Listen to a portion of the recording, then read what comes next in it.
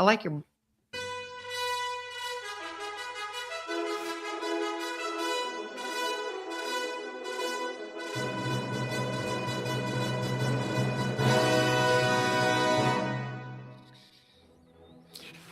And welcome, Hoosier fans, to another episode of Doing the Work, the first show on the Back Home Network covering IU women's basketball. This is our 182nd episode, recorded on Wednesday, January 7th. Actually, January 6th, Tuesday, January 6th, 2026. We made the should have made the adjustment on the run sheet. I'm your host, Jeff Marlow, joined by my co-host, Kathy Amos. And tonight we will be talking about the IU's loss to Michigan State 80-60 on New Year's Day, and their loss on Sunday to Maryland 82-67.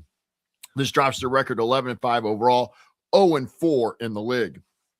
We will also be highlighting our next opponents, Nebraska, Iowa, and Washington. But as we always do with each and every episode Doing the Work, we're going to begin our episode with the banner moment, the Hoosier Proud banner moment. And Kathy, I know this is a women's basketball podcast, but my banner moment, I never thought I'd live to see it in my lifetime, let alone be able to watch it and then to see it happen.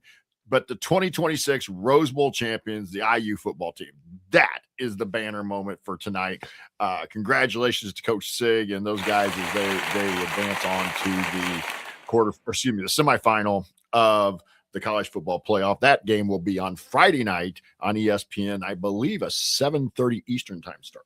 That's right. We'll just pass that along. So our banner moment is brought to you by the Home Field by Home Field Apparel, presenting sponsor of the Back Home Network. Home Field is constantly releasing new schools or updating its products for schools in its existing line. You are bound to find something for you or anyone in your life who just loves great collegiate gear.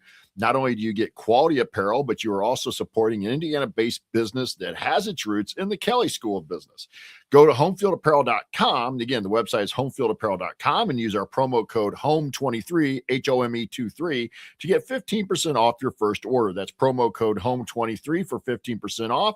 Once again, the website is homefieldapparel.com. Wear one for the team.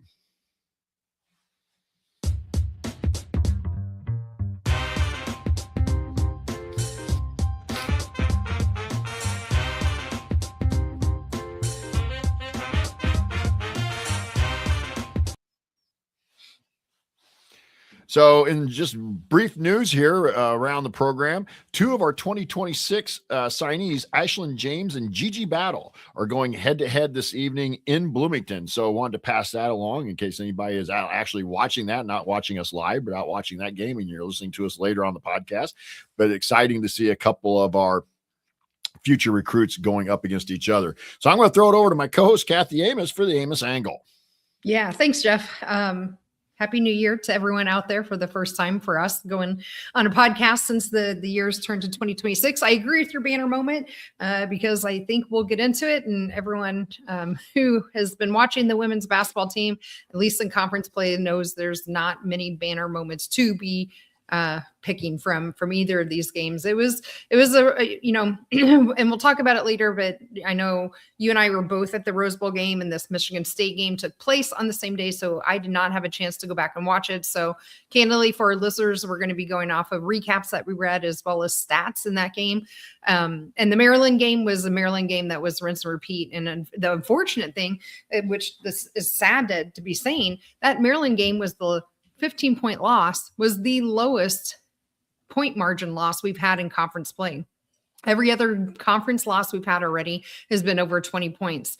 So I guess if we're looking for a silver lining, it's really hard to come by. And that's the only thing I can come up with right now, because both of those games, at least stat-wise in the Michigan State game and what I saw in the Maryland game on Sunday, just felt like a lot of rinse and repeat of what we have already been talking about. Offensive rebounding, turnovers, and now our bench is getting even shorter when we're already pretty short. So we'll get into all of that when we get into our game recaps. Yeah, and Kathy, I'm going to throw it right over to you and just kind of get your thoughts about the Michigan State game. Again, we didn't watch it. We didn't go back and watch it, but just kind of give us your thoughts about the Michigan State game based on what you've read and kind of gathered from something. We'll talk about some of the numbers here as well, but let's kind of get your overall thoughts of the Michigan State game based on what you read. Yeah. Yeah. So, I was kind of watching that score on my phone as I could, kind of getting over to the game on Saturday, or excuse me, on Thursday. But the interesting thing, Jeff, is that, they held it really close in the first half. We were only down by 1 at the end of the first quarter, 5 at the half.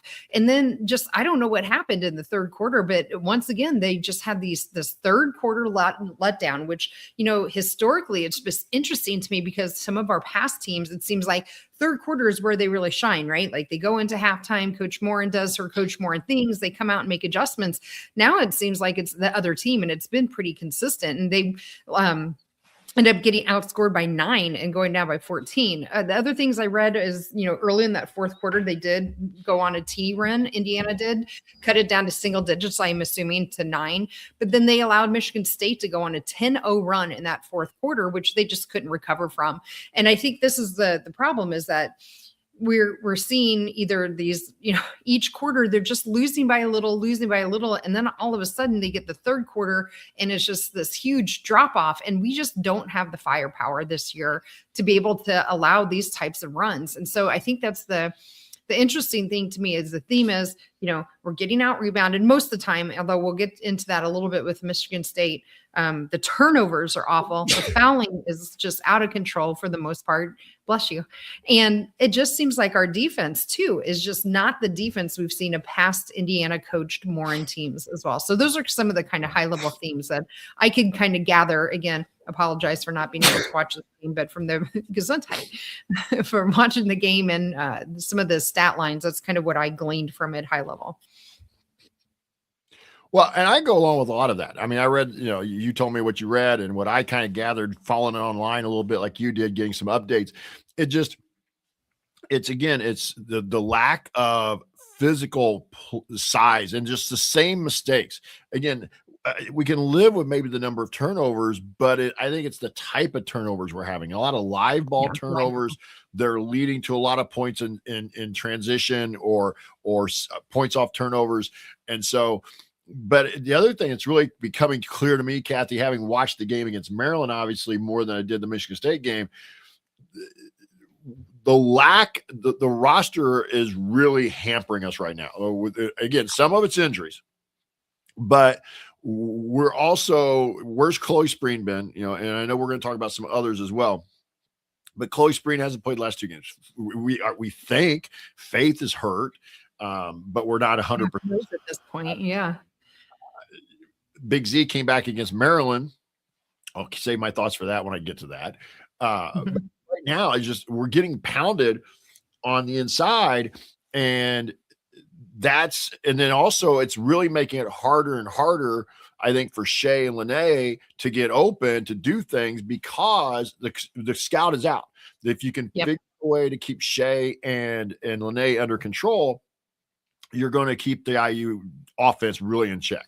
And now, talk about somebody, here in the next game segment. But I really don't have much to add here, other than it's just 20-point blowout at home. And this team right now cannot afford to give up more than 70 points a game, and they're giving up 80 and 80, 80, 85, 90 points a game, and that's got to be fixed. And I don't know how, per se. Even as a coach, I'm like, right now, there's a lot of flaws on the roster, and I say this in a game that ends up being, I know you said it got cut to single digits, but why is Shea Chesky playing 40 minutes in a 20-point blowout? Why? Right. Why we're not going to make that comeback at that point? Yeah. So I don't understand that. There's a lot of things right now I'm having trouble wrapping my head around with this. Yeah. So let's talk a little bit about the numbers before we get into the game ball and the hardest worker. But Kathy, why don't you start off with the numbers here on the Michigan State game?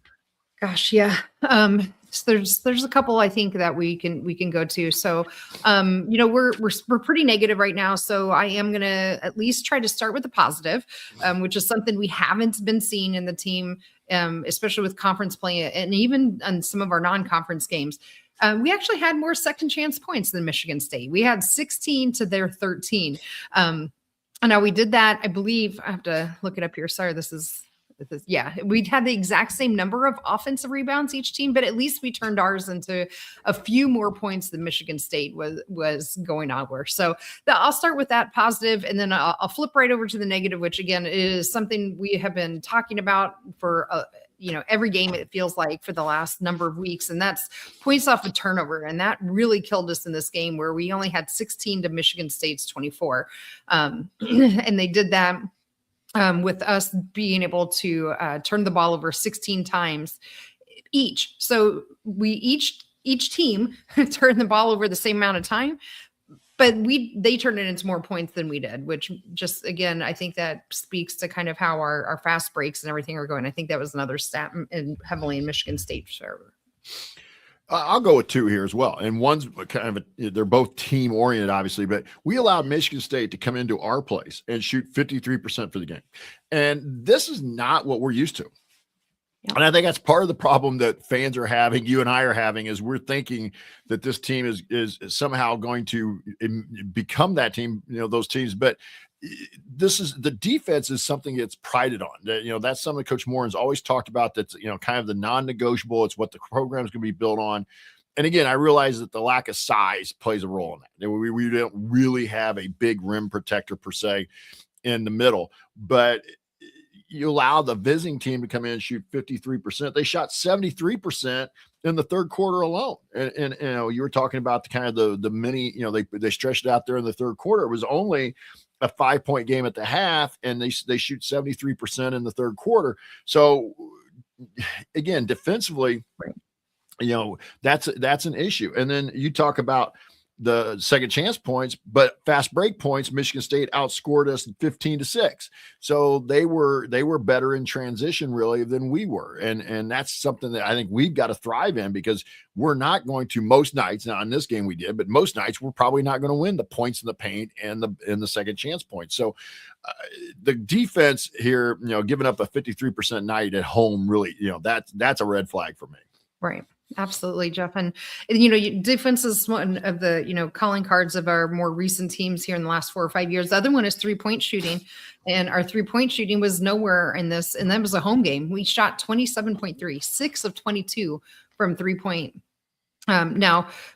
Luckily Michigan State didn't put up a whole lot more than us, only 2, but it still was only on 17. So they were more efficient in it. And those, as we know, just because you maybe don't have the more turnovers than Michigan State, even though they turn them into more points, missing a shot sometimes is just as bad as a turnover, especially those long threes, where it's especially for a team that's not rebounding very well, to only shoot in total 40.7 for the game and 27% from 3 is just, again, it's just all of these things coming together are kind of a bad recipe for how we're going to be able to compete. And yeah, we'll talk about it, I guess, in final thoughts, but I'm not seeing much of a path forward at this point. I feel like this is who we are at this point, but that was the last of the kind of the team numbers that I thought to point out. You mentioned it a little bit earlier. We only basically played 6 in this game. And it's, again, if this is the way it's going to go, if this is going to be kind of a rebuild year, then let's get some of these players out there and let's find out what they can do. All right. And get Chloe Spring, get Faith Wiseman out there. Let's find out what they can do. We only played 7 players in this game. And to your point, in a 20-point blowout, we're having, Shea played the entire game and Lene played almost the entire game, if I remember. I'll look up here real quick. Yeah. Nevaeh played 39 minutes and 37 for Lene.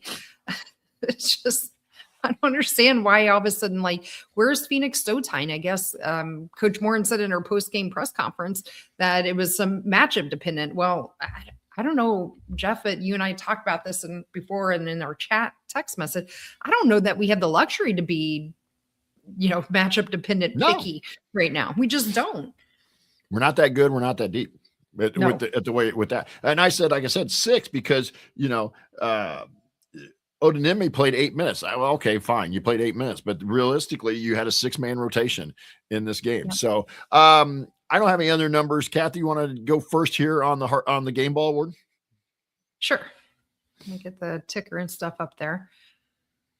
Again, having a hard time with this since we didn't watch the game, Jeff. So just kind of, again, looking at some of the stats, my eyes are drawn to two people in particular. Of course, Shea Chesky leading the way with 16 points, but she had 5 turnovers. Yep. And again, that was close to half of our turnovers, 5 of our team's 12 turnovers. Oh, excuse me, 5 of 16. So again, like you expect from your senior guard that you would hopefully be seeing her lead the way in how to protect the ball. She did have 2 steals, as we mentioned, but she was only 1 of 6 from 3.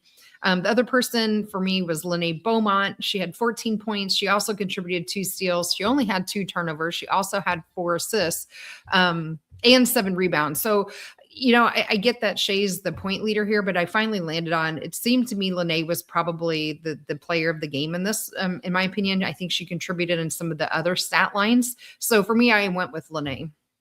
Yeah, I'm going to make that unanimous. And by the way, for those who are watching our live YouTube feed, you can see Kathy has the scroll going here on the screen. Shea Chesky leads the way with 9 game balls so far. Lene Beaumont with 4, and Big Z has 1. But that's going to be 5 now for Lene, because I'm with you. I just looking at the stat line, I liked Lene's game a little bit better. I mean, she didn't shoot it very well. She was 5 for 14 overall, 2 of 7 beyond the arc. But the 7 rebounds, the 4 assists, and only 2 turnovers to go along with 2 steals. I'm going to go with Lene here for the game ball. So congrats to Lene for getting her 5th game ball. Now the hardest worker. And again, Kathy has the scroll up, and here we have it. This is a little wider selection. Lene leads the way with 4. Shea has 2. Big Z has 2. Odessa Noyan has 2. Maya Makaluski has 2. Phoenix Stotine and Nevaeh Caffey have 1 each. But I'm going to let you go first here, Kathy. Sure. Jeff, for this one, I landed on Nevaeh Caffey. She was our only other double-digit scorer. I believe this was her second game where she scored double digits. Again, she's out there as a very young freshman point guard. She ended up playing 39 minutes and only had 2 turnovers and contributed 4 assists, which tied Lene for the game high on that. So, and as a guard, again, she contributed 3 rebounds. I do want to give, for me, honorable mention to Odessa Noyan. She did contribute 8 points, but she had a team high 8 rebounds. And so for a team that's struggling with rebounds, I want to at least, call that out, that she came close to getting double-digit rebounds. But for me, I landed on Nevaeh Caffey. I'm going to make that the pick here because Nevaeh was mine as well. Again, only 2 turnovers for the freshman, 4 assists. She had 3 rebounds. And as you said, double-figure points in 39 minutes. So Nevaeh Caffey will pick up her 2nd Grace Berger Hardest Worker of the Game award. So let's go back now. We'll her 2nd, I said, right? Yeah. And so we'll go back. Yeah, 2nd in a row. We'll go back to the Maryland game now and kind of recap that. And I'll kind of go first here. Yeah. Kathy, and get your thoughts. What you can build off mine or disagree or however you want to look at it. Decent start. All right. Down 5 at the end of the first quarter, but it was a high scoring first quarter. I remember I texted you going, we're on, good quarter because we're only down 5, but we're on pace to give up 100. And obviously we slowed that down a little bit, but it's just the fouls and the turnovers really piled up early in this game. And to me, that's where the game really kind of was won and lost. The second half, if you look at the second half,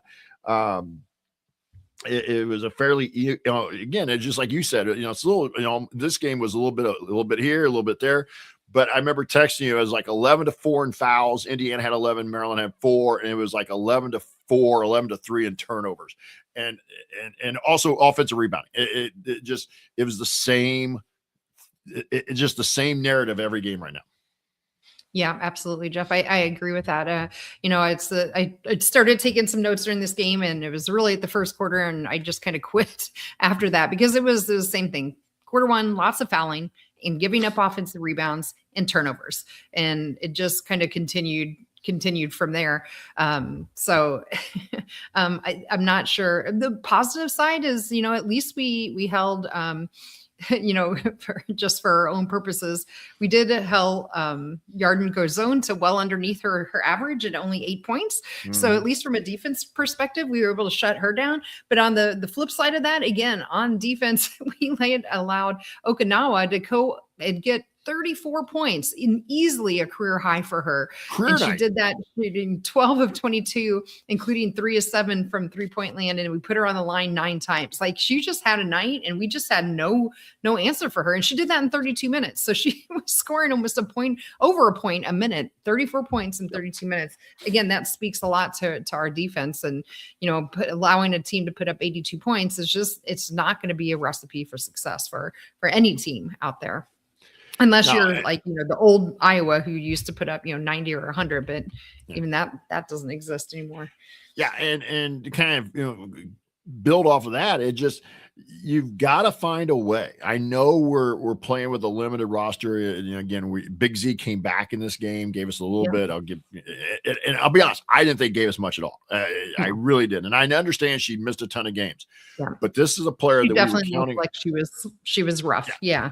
And she had, basically she had as many fouls as she had points.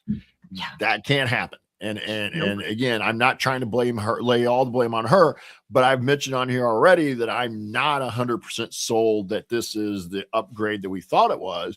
And especially as we go into Big Ten play, let's see how it plays out a little bit. But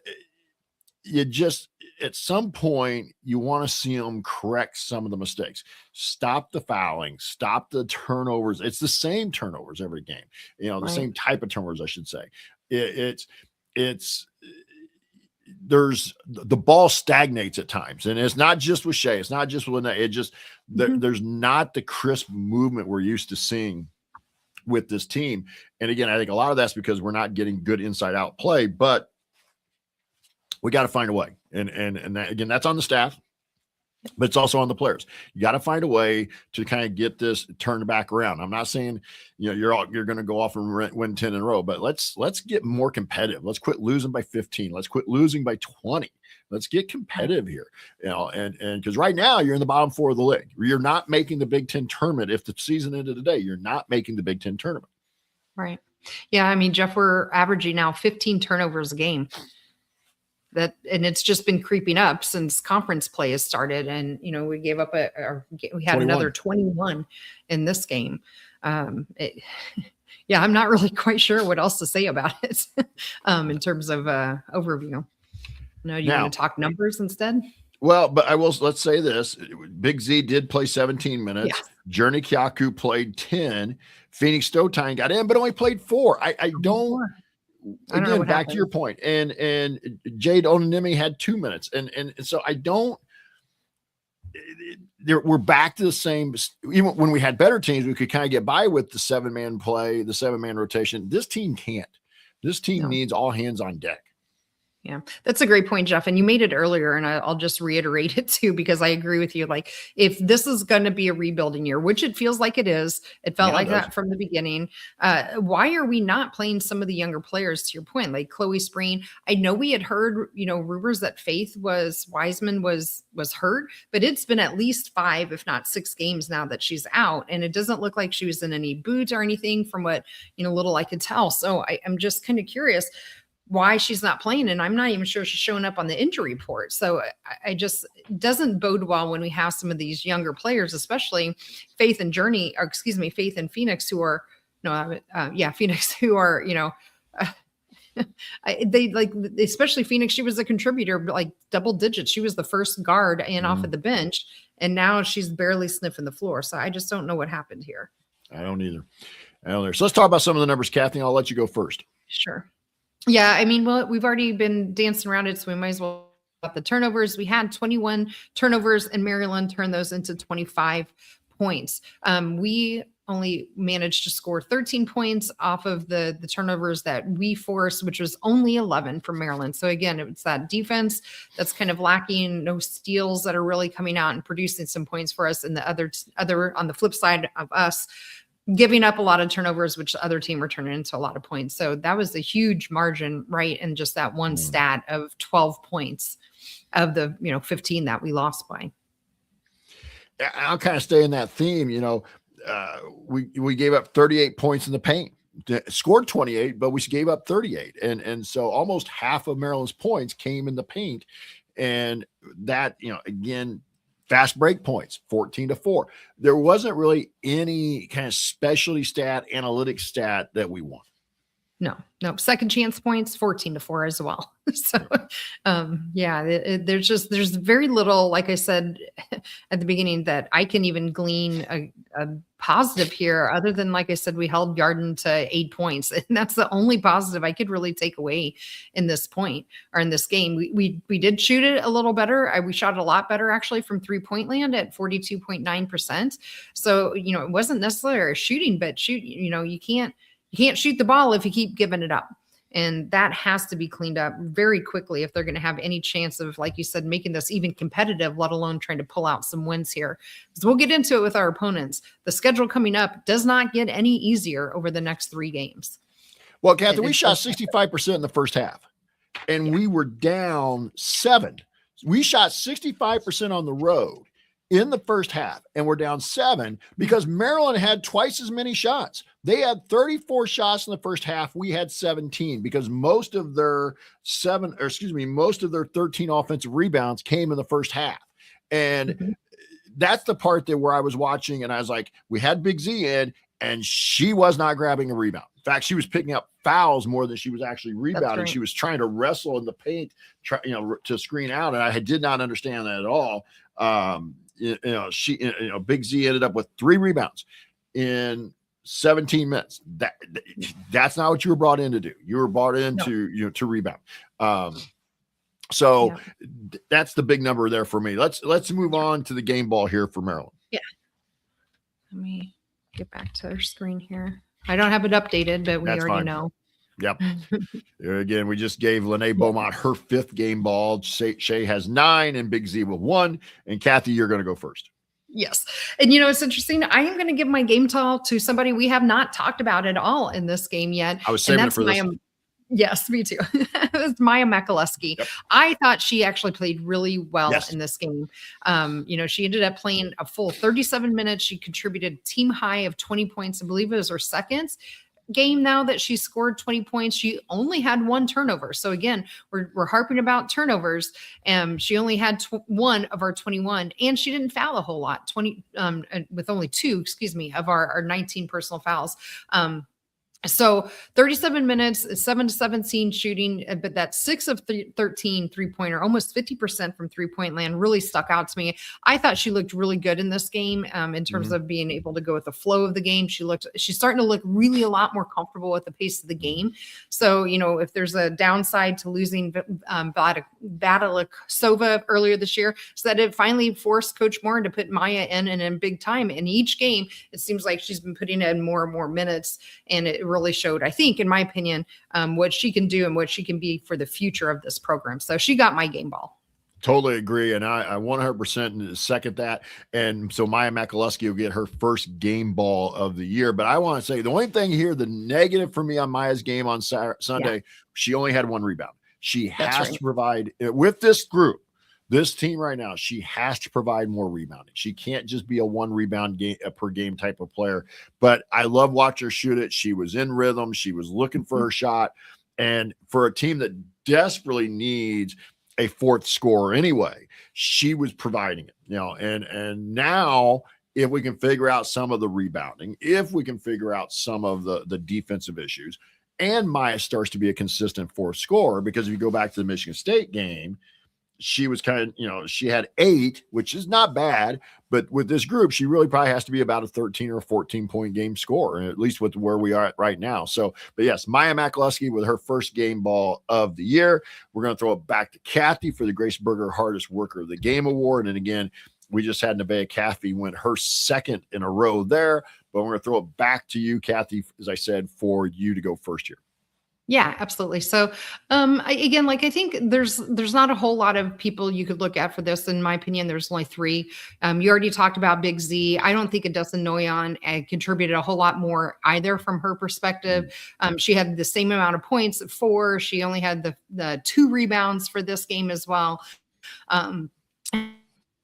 Her minutes went down, and that really, you could tell that in her production. So that really leaves us with Shay, Lene, and Nevaeh. I thought Maryland did some of the best defensive work on Shea that we have seen, and she still managed to score 17 points. But it was, on 5 of 9 shooting, but she was definitely struggling, I think, to find her shot. And again, she contributed 3 turnovers, but 1 steal. Lene Beaumont contributed 11 points, but it was very inefficient. 4 of 11 shooting, 2 of 5. She did make 1 of 2 free throws. And she contributed 5 rebounds. So that was nice. And then finally, Nevaeh Caffey with her 34 minutes, she ended up contributing another double-digit game at 11 and had 3 turnovers. So I finally settled on this one, Jeff. I went with Shea Chusky. I really struggled on where I wanted to land, but I gave it to her because if we're talking about hardest worker, with as much as Maryland was really concentrating on shutting her down, for her to still manage to put up a, second team high of 17 points. Her turnovers were a little bit less at 3 compared to what we've seen the last game. So at least that went the right way. Mm-hmm. And she was able to get 3 assists in there for us and 2 rebounds. So that's where I finally landed with Shea Chusky. But, I think all of the Nevaeh Caffey was probably a close runner up for me, at least. Yeah, it really came down to those two. Again, you guys all know I'm a big fan of Lene, but Lene did not have a great game on Sunday, but I'm going to go with Shea. We'll make that unanimous because that's where I was leaning. It was because of the efficiency on the offensive end. She did cut the turnovers down. She had, as Kathy mentioned, she had 2 rebounds and 3 assists to go with the steal. So Shea Chusky will pick up her 3rd Grace Berger Hardest Worker of the Game award for the year, and that'll take us through these 2 games. And so now we get to focus on these next 3 games that are no cupcakes here coming up. But real quick, we'll go around the Big Ten. This past Thursday, on January 1st, number 14 Iowa beat number 20 Nebraska 86-76. Also on New Year's Day, Illinois upset Maryland 73-70. And Washington upset number 6 Michigan 64-52. Then on Saturday, UCLA beat USC 80-46. I had to double check that when I was typing it out. Well, it doesn't surprise me though, because UCLA is the better team, and it was at they UCLA, are. I just didn't think it would be that big of a difference, but yeah. So then this coming Sunday, we got who is at number 19? Sorry, is that important? At Maryland. Somebody's at Maryland. I'm looking at the run sheet here real quick. I totally yes, I'll get it here. Hold on. So also on Sunday 11th, number 4 UCLA at number 20 Nebraska, and that'll be after Indiana travels to Nebraska tomorrow. They'll play the Ohio State. Oh yes, Ohio State at Maryland. Yeah, on Sunday as well. So UCLA, Nebraska with us coming in tomorrow, and then UCLA will come into Pinnacle Arena in Lincoln on Sunday. Right now, the standings of the Big Ten, there are only 2 undefeated teams left now. UCLA and Iowa are both 4-0, and there are 6 teams at 3-1. So you've got 8 teams that are 3-1 or better. So about half the league, but so it's still fairly competitive here. But right now, I think UCLA is kind of the team to beat in the league, and I'll kind of go with that. So speaking of Nebraska, we'll be playing. Sorry, I said yesterday that game is Thursday, the 8th for us in Lincoln.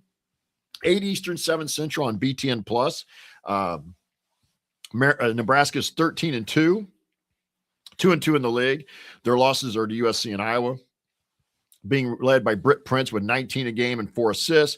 Jessica Petrie with 12 points a game, and Amaya Hargrove coming off the bench, getting 22 minutes off the bench, 12 and 6. Kathy, why don't you talk about their team real quick? Yeah. So in terms of ranking, overall in the AP poll, they're number 25. The net ranking has them at 15th. Her hoop stat at 20th. They are putting up some points, 86.9, which is 13th in the nation. And they're only giving up 60 points per game, which is 99th. In terms of shooting, they are efficient too. 51.4% field goal percentage, which is 6th in the nation right now, and 35.1 from 3, which is 49th. They only are allowing a 40% field goal range, which is not real good, 212. So they're putting up a lot of good shots, but they're not really, or they're also allowing some pretty good shooting from their opponents.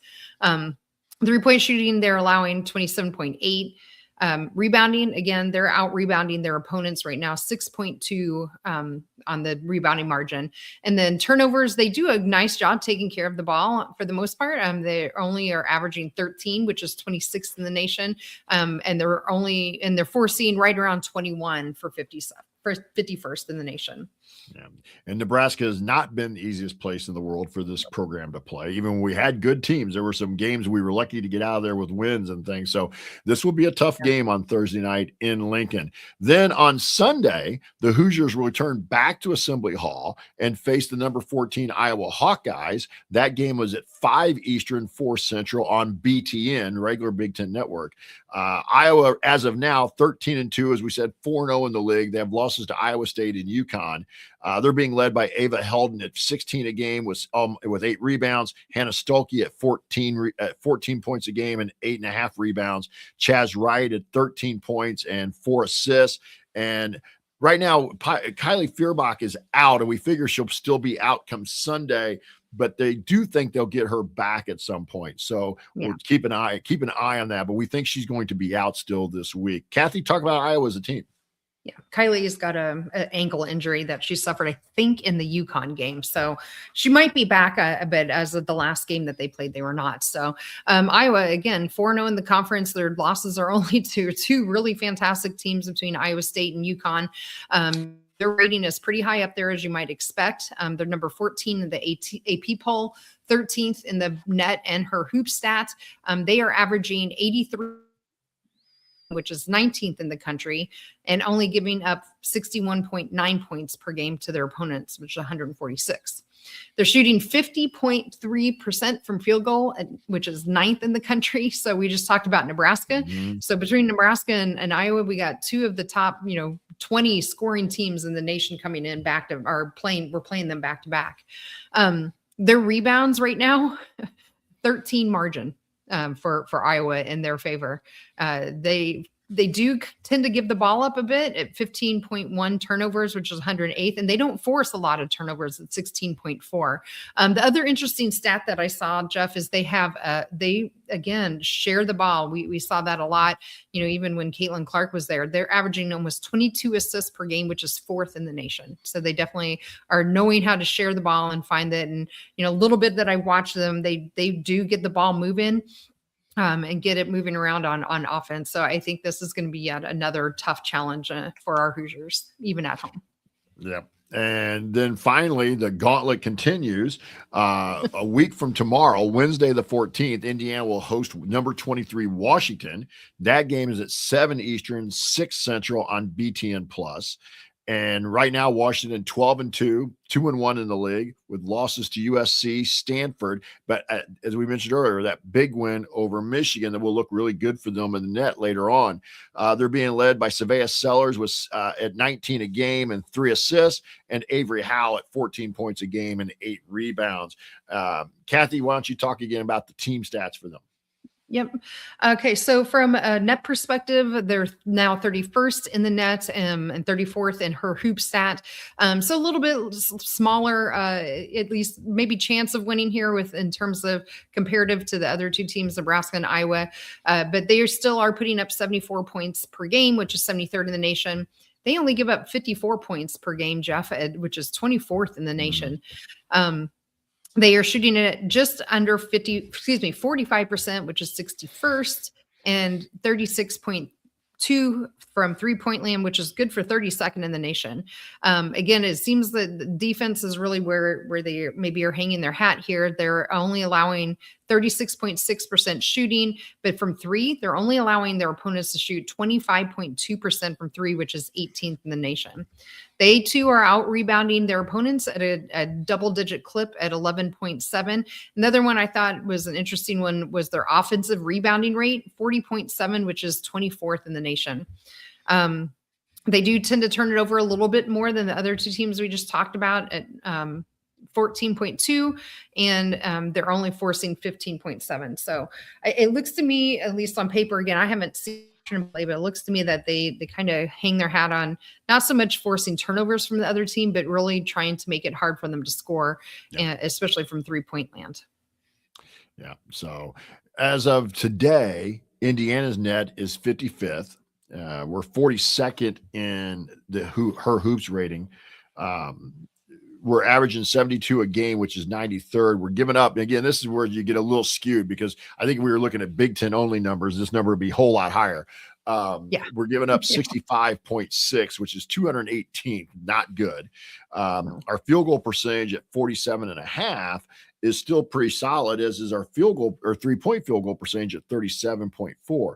The problem, again, besides turnovers, this team is negative 1.6 on rebounding, and that's 338th, or their total rebounds are per game are 32.5. That's 338th. I can't imagine they're too many much lower than where we are right now. Rebounding, and those are simple things that got to get cleaned up. So, Kathy, anything you want to throw in here about us, the upcoming opponents, or we can head toward final thoughts? Not a whole lot, Jeff. I just think, we have now 3 ranked, at least as of today. All 3 of these teams are ranked in the AP poll in the top 25. They're all moving up here as well. And we're going in the opposite direction. I've been putting the stats in here from the hoop stats for us as we go. And as conference play goes on, and every time I update this, they just keep going in the wrong direction. Yep. So it's unfortunate, but they've got to, we said at this point, I'm not sure that they can pull out a win in any of these games. Washington might be their best hope, but at a minimum, what I want to see from any of these 3 games is trying to be a little more competitive. Like, can we keep it to single digits for a change? Can we cut down on the turnovers and increase the reboundings? I really would like to see us getting, getting Phoenix Stowtime back in there in particular, and trying to make some of our bench players have a little bit more rotation. This 6 and 7 person rotation just doesn't bode well. So those are some of my kind of thoughts on the upcoming schedule. Okay. Let's head toward final thoughts here. Yeah.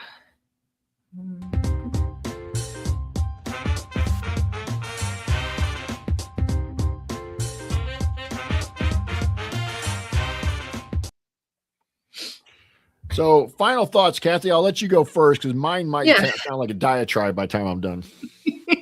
I think I just gave a whole lot of mine. Like, it's a broken record at this point. It's rinse and repeat at this point. It's turnovers, it's offensive rebounding. I heard reports that Shea is getting now frustrated as she comes off of the bench sometimes, and like physically and visually frustrated, and some of verbally as well, so that I can hear. And it's going to seep into this team psyche here real quick, especially with as young as a lot of these players are. So, I keep hoping that, Coach Morin's able to find a way to send a message to them that, this is good for development, and to find a way to find some kind of shining light on the season, because right now it doesn't look good. When you're 0-4, you're on the cusp of not even making your own tournament in your conference, season play beyond a tournament if you can't even make your own conference tournament at this rate. So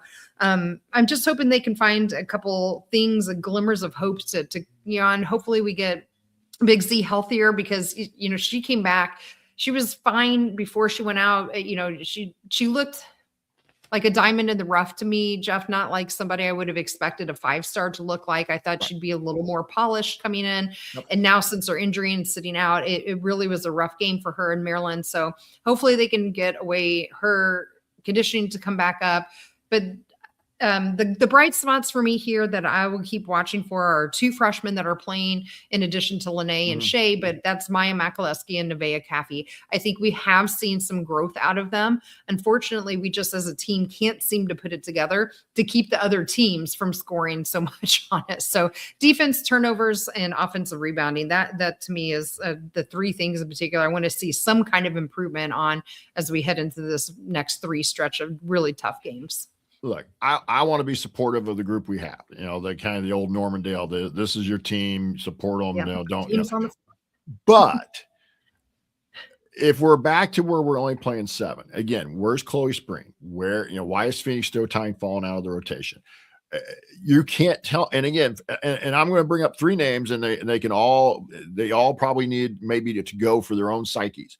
But you're telling me that Lily Meister, who's averaging 10 and 7 at Kansas, on a Kansas team that I think is 11 and 3 or 10 and 3, averaging 28 minutes a game, that Lily, again, I said this last year, even when we at times were frustrated with Lily, we shouldn't give up on her. That the expectation that Lily was going to be Mackenzie Holmes 2.0 was never fair to her. You're telling me Lily Meister couldn't help in the post with this group? Lexi Bargesser, I think, is the one that really stands out. Lexi Bargesser is averaging 19, like 5 and 4 at Colorado State on a team that could use another wing scorer anyway.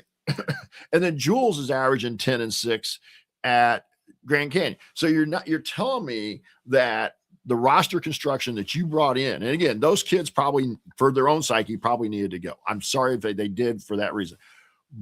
But if we gave up on them, if we pushed them out, we got to have a serious conversation about why they're producing at Kansas, at Colorado State, at Grand Canyon. Now, again, Colorado State, it's not a Power 4 conference, but it's not low Division I either. Grand Canyon in the same boat. You know, they're not low Division I. So you're telling me that they could not have contributed for us on this group. And so roster construction right now is a huge concern for me because, again, I'm excited. I was excited when they signed and excited when they showed up. But if we're not going to play Chloe Spring, if we're not playing Phoenix Stowtime, and Faith Wiseman's injured, or we're not playing, or whatever it is, we got to have a serious conversation about roster construction. And then you got to start having conversations about Shay's graduating, but you got to be able to keep what you got. You know, Lene, Maya, Nevaeh, especially, you got to make sure you're keeping them. You're like, hey, you know, we think we have good recruits coming in. You know, everybody keeps telling us the recruiting's ticking up.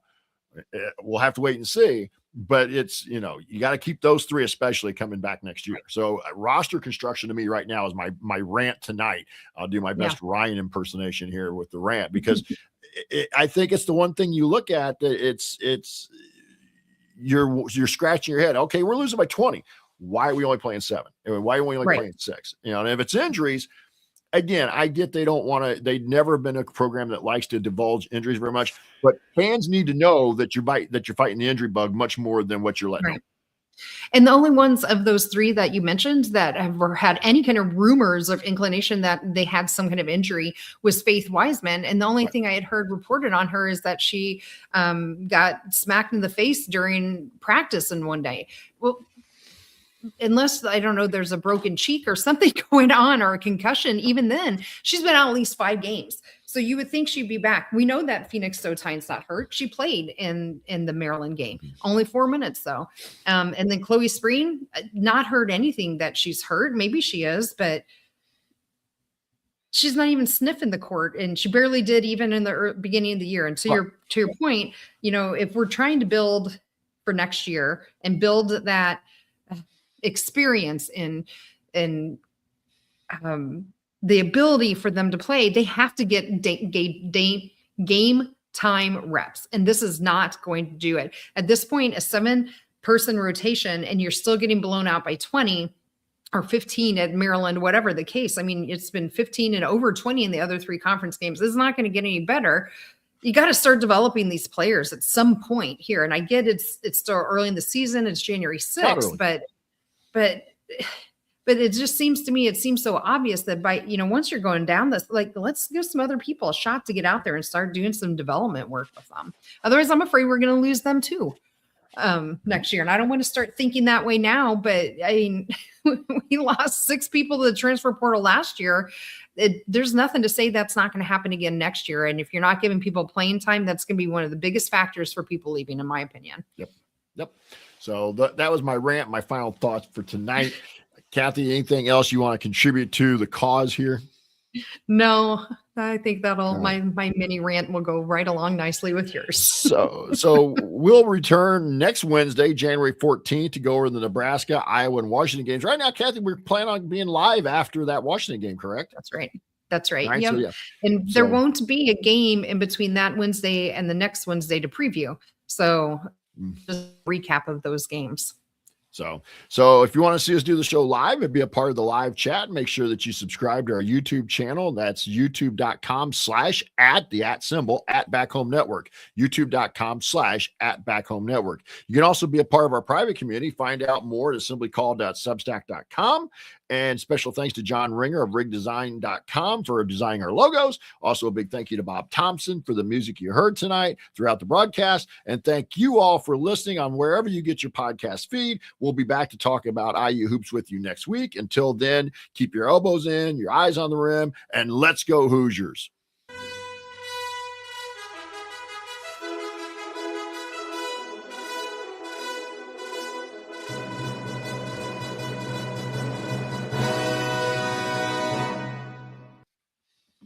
And wrap. We're out of here. Are you going down the Peach Bowl?